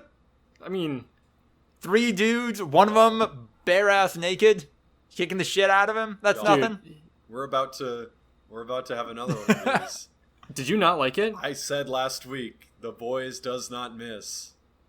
Y'all, The Boys missed. What? Oh! The Boys missed hard. I liked this episode. Herogasm was LAME lame. Yeah. They hyped that shit up so hard. They read references to it in season 1. They're like, it's fucking Herogasm. I don't even know how we got this on TV. Crew members were traumatized. That shit was so vanilla. I'm sorry. You saw one dude get doused in cum, and it's like, oh. Okay, ignoring the hype leading up to it, the weird marketing campaign that they did specifically for this episode. Ignoring that, I thought the episode was really good. I enjoyed it. There was a couple of moments that I legitimately enjoyed, and there was a lot that I did not like. I did not like any of the orgy shit. It was all fucking lame. Even the deep with the octopus. Yeah, no, it was gratuitous. Was lame. It was all, but not in like The Boys, like this is a good thing way. I was just talking, and not in like a Lucas sophomoric way. It was just genuinely not that cool. Like they just genuinely did not go nearly hard enough. I feel like Lucas after Annihilation being like there wasn't enough body horror. That is not what I imagined. I feel like they should have left this to the imagination if they couldn't do it justice. I guess they should have left it to like Herogasm, some fucked up shit. You've seen the shit that we've shown you, like episode 1, which was way crazier than the shit that happened in Herogasm. And so now imagine how fucked up Herogasm is. Let our imagination run wild instead of just letting it be fucking mid as shit. And what the actual fuck was that Homelander fight? That was the lamest fight of the entire fucking I liked series. it. I liked the fight. This is when you get Homelander down and out, and it is the lamest shit. Homelander barely fucking flies. This dude moves at the speed of a fucking bullet. They're mostly punching while standing on the fucking ground. That shit was awful. A small space. That shit was F tier. He can fly through the fucking building, bro! He can pick up Soldier Boy, fly him to the edge of the atmosphere, and throw him down at 1,000 miles an hour, and he's fucking punching him. That shit was F tier lame. I hated this shit. I was sitting there like, when are they gonna ramp it up? When are they gonna ramp it up? This is it. This is your fucking moment. This is when you show that Homelander is actually fucking vulnerable. We've been waiting for it. Ever since Kimiko was like blasted by radiation, it was like Soldier Boy could legitimately be a weapon against Homelander. We were like, this is it. This is happening. And they just fucking dropped the ball so damn hard. That fight was lame as shit. And like, I get it, power balancing. You gotta spend some of that like money on this fight. The CGI money has to be spent on this fight 100%. I get it. The character part was fine. Like I had no issues. Like Butcher and all that shit. It was kind of cool. But like, that's just not the fight. That is just not. No, this wasn't the fight. This is episode 6. The fight is probably 3 I know, seasons so then they away. should have waited. They should have waited. There should have been an extenuating circumstance. There should have been like Black Noir was found. Shit's going down. Homelander has to bail. Like you can tease us 100%. That wasn't a tease. That was a full-blown fight, and they fucking dropped it. It was lame as shit, dude. Homelander almost died, and it was so fucking anticlimactic. It was just Huey and fucking Butcher holding him on the ground. Like, what? Huey and Butcher are like C-tier superheroes with their Temp V, and they're able to hold the strongest superhero bar none on the ground for no reason. Like that shit is so fucking lame. Okay, so Homelander should have been able to literally shoot through the ground to the Earth's core and avoid getting that. Like, what? It was so lame. Okay, dude. so ignoring the power balancing that you think should have been there, where do you think that we've seen in the past that they've established? I mean, but like with other superheroes, we know that the superheroes are all like a complete spectrum over power. Like some of them are just regular squishy humans that can read minds, and some of them are Homelander, who is just Omni-Man. But like Soldier Boy was billed as he was basically as strong as Homelander, right. Maybe not quite, but we never like figured out how strong Butcher was compared to any other superhero. Well, he's not. We can kind of tell that Butcher and Huey are kind of like pretty mid superheroes. Like they're fine. There's nothing big about them. What I think you're missing my point, which is it was lame. 100%. Soldier Boy, Butcher, and Huey should be able to team up and potentially take down Homelander. Soldier Boy is like, what, 85? It's kind of like Omni-Man versus, what was the dude who got his head sewn the back Immortal. on? The Immortal. Like, the Immortal is the closest thing that they're going to have. And then if you team up enough shit with the Immortal, maybe they can take out Omni-Man. That's what it should be, yeah. Soldier Boy is like 85% of Homelander. So if you throw a couple more superheroes at him, then yeah, 100% he's vulnerable.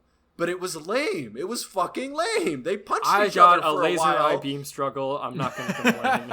Yeah, they should be flying at each other, shooting laser beams. So, Homelander can fly, y'all. Soldier Boy can't fly. That should be his number one thing. He can fly, and not just fly, not just like old Superman where he kind of like like bam, like he's basically teleporting. He's flying so fast. Like that's not flying. That is straight up like unbelievable strength, like unfathomable powers. And it's just he stood there and punched a dude for a while. LAME with a capital lame. Like nah, man. And I'm getting more worked up as I think about it. I didn't realize I hated it this much. The mirror scene with Homelander, S tier the boys. Unbelievable. Yes. So good. My immediate reaction to that was, they're parodying that scene from Spider-Man 1 where that's not the first one okay. to do. It's the best! And they didn't live up to that one. Literally, it's Homelander's fractured psyche. Yeah. Like, it's good. We've learned about this for seasons, and we get to see it. We get to see into it. There is a Homelander in there that does want to be loved, and he is genuinely trying to destroy that part of himself. Oh my god, how important his relationship to Black Noir turns out to be to him. It almost crushed him. It almost beat him. Like, disregard Soldier Boy. He wouldn't run away from me. He's my best friend. Black Noir abandoning Homelander legitimately almost beat Homelander. Like, Homelander almost fucking, lost it and killed himself and shit. Like, holy shit. It's amazing. That's just who Black Noir is. That's fucking hilarious. This is on me, again, being slow, but, when he cut his, tracker out, I was reading that as, Black Noir is going on a mission. There's something... I thought he was going to join. I thought he was going to, take his side, and then I was just oh, no, it totally makes sense that he's fuck, Soldier Boy? God damn it, I gotta get the fuck out of here. And he's like, yep, everything's great. I'm on your side, Homelander. And just, there are, two exchanges I like within Herogasm. I agree that, that turned out to be lame as shit within itself and contributes to the series' larger issue of, we're going to associate non-typical sex with just bad people. But whatever. The twins blaming... This was Black Noir. It was his thing. He sold you out, man. He's just like... Black Noir? Really? The dude who isn't even really a dude? Anymore. Fair. When whoever sold him out as a different Black Noir, you gotta remember, he was talking with his mask off and shit. He was a full-blown person before... Where was it? Not Ecuador. It was... Nicaragua, I think. Yeah. Nicaragua, before Nicaragua, he was an actual person with wants and desires before he just became a black hole. He got lobotomized. Yeah.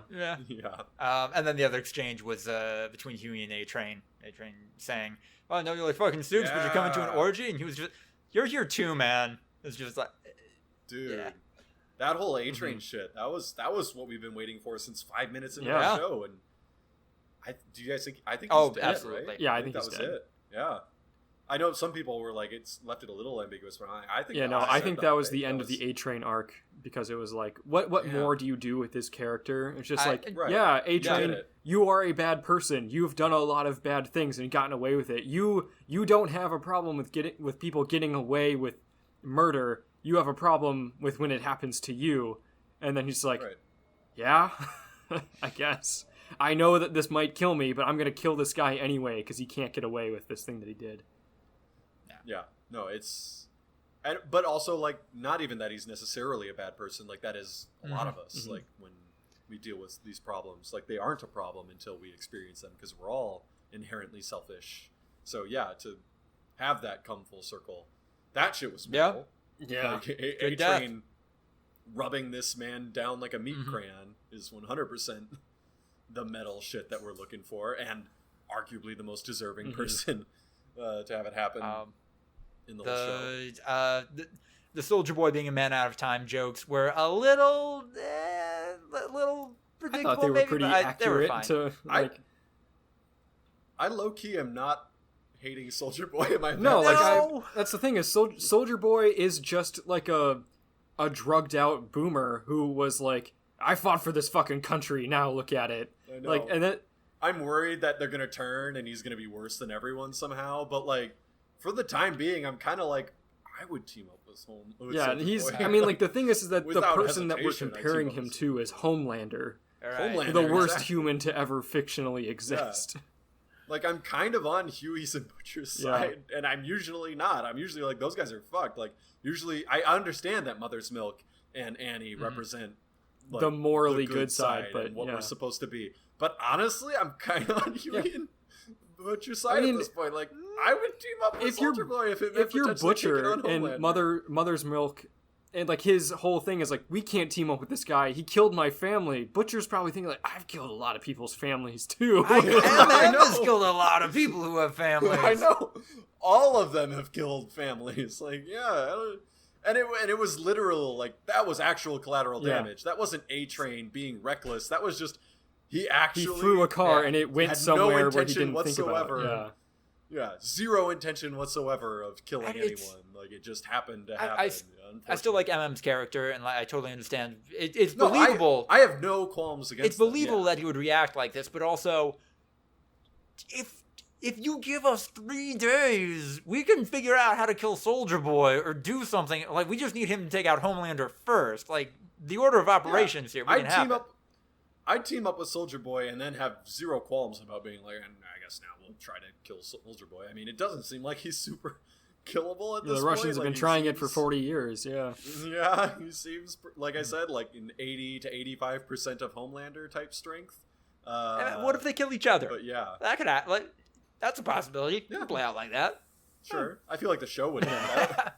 I don't think they're going to succeed, right? Yeah. Like, Homelander is the show at this point. And then I guess the last stray thought I had is watching Homelander's continued descent. I kind of like how, and maybe this is just me reading into it a little too much, but if the deep is the element of white privilege where you can never really fail because of that, Homelander is, you can never really like thrive or be happy under this either, because the bad myths that mentality builds up can never be real, because they aren't real. They aren't going to happen, and you are constantly going to be disappointed and unhappy on an emotional, personal level, because, yeah, the thing you've been sold, the way the world works, is just a complete lie. And him figuring that out and not knowing how to process that and just being angry is, well, that's a big part of why the world is the way it is right now. And, yeah, that's powerful to see on screen on some level. I mean, how about selfishly, like, white people should be trying to combat, like, inequality and everything like that, because it does cheapen and tarnish your accomplishments. Like, it will always be, that's great, like, not trying to take it away from you, but you did do it on easy mode. Like, you realize that these you are some Babe objectively had an Ruth-ass easier records time. that you're setting here. Like, Not even Babe Ruth. Don't take away from Babe Ruth.